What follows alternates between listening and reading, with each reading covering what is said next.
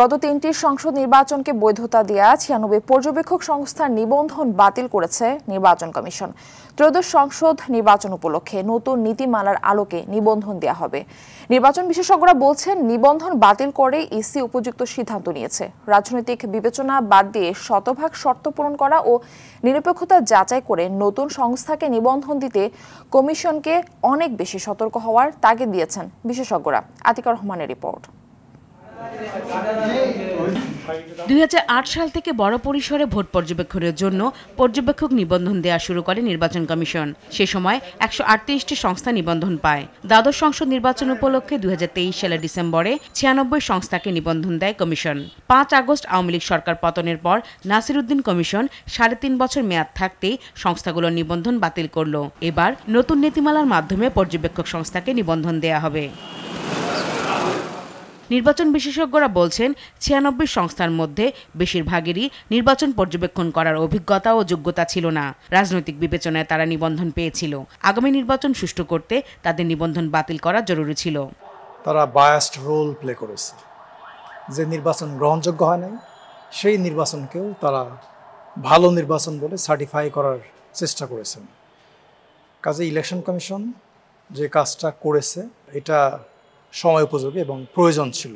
যারা আসলে নির্বাচনের যে যা যা ঘটেছে সেই জিনিসগুলোকে যারা সঠিকভাবে উদ্ঘাটন করতে পেরেছে, তাদেরকে তো আসলে ভবিষ্যতে বাদ দেওয়ার কোনো সুযোগ নেই। আর যারা এই অপকর্মের সঙ্গে যুক্ত ছিল, তাদেরকে তো রাখারও সুযোগ নেই।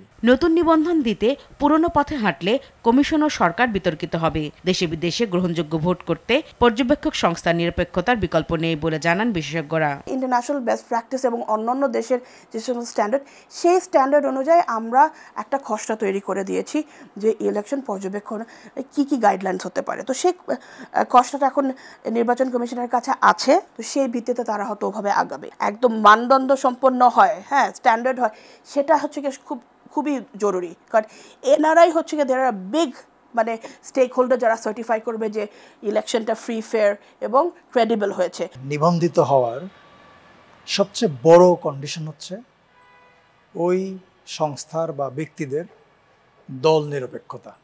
কোনো দলের প্রতি, কোনো প্রার্থীর প্রতি, কোনো প্রতীকের প্রতি কোনোভাবেই কোনো রকম বায়াসনেস দেখাতে পারবেন না। তাদের নিউট্রালিটি কেমন ছিল, তাদের মধ্যে প্রফেশনালিজম কেমন ছিল, সেই জিনিসগুলোকে নিশ্চিত করেই তারা আবার নতুন করে নিবন্ধন দেবে।